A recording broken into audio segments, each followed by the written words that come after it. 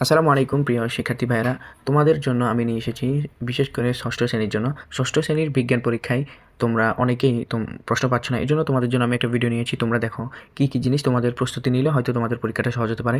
যেমন প্রথম অধ্যায় আমাদের পরিবেশ নামের একটা অধ্যায় আছে, ওইটা পড়তে হবে। দ্বিতীয় অধ্যায় উদ্ভিদ ও প্রাণী নিয়ে তোমরা পড়তে হবে। তৃতীয় অধ্যায় মরদেহ। চতুর্থ অধ্যায় জ্বালানি ও শক্তি, এই জিনিসগুলো নিয়ে তোমরা পড়তে হবে। পঞ্চম অধ্যায় তোমরা মহাবিশ্ব ও সৌরজগৎ, এই সমস্ত জিনিসগুলো নিয়ে যদি তোমরা পড়ালেখা করো, এই সমস্ত যে জিনিসগুলো যদি তোমরা একবার দেখো, তাহলে হয়তো তোমাদের পরীক্ষায় ভালো হতে পারে।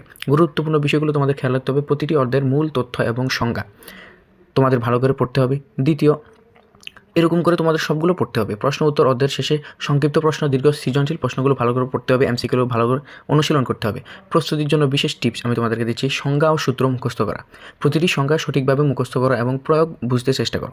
দ্বিতীয়, চিত্র অনুশীলন, বইয়ের চিত্র ডায়াগ্রাম আঁকার অভ্যাস করা, এবং হতে পারে তোমাদেরকে চিত্র আঁকতে বলবে তোমাদেরকে।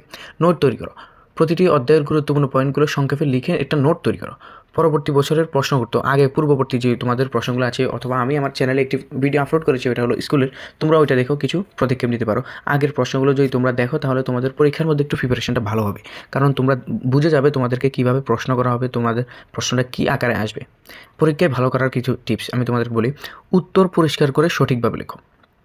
2 নম্বর, প্রাসঙ্গিক চিত্র আঁকতে বলা হবে, লেবেলিং করা হবে। তারপরে সময় বন্টন করে প্রশ্নের উত্তর দেওয়ার চেষ্টা করো। তো এভাবে আমি মনে করি তোমরা করলে তাহলে তোমাদের পড়াটা অনেক ভালো হবে এবং তোমাদের পরীক্ষাটা অনেক ভালো হবে।